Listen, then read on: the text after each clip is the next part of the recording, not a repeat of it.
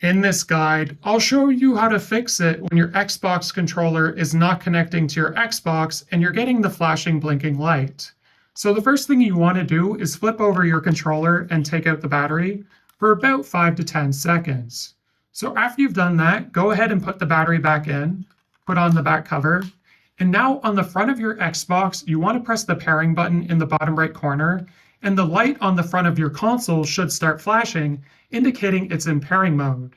So now with your Xbox controller, we're going to press and hold the pairing button on the top, which is going to put your controller into pairing mode.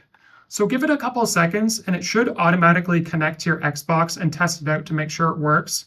And if it's still not working, alternatively, you can get yourself a USB-A to USB-C cable and plug the USB end into your Xbox. And then with this end, we're going to plug it into the top of the controller. Now, when you do that, it's going to flash a little bit, and then it should be able to work, and you won't even need batteries for your controller. This guide was helpful. Like and subscribe, and we'll see you in the next one.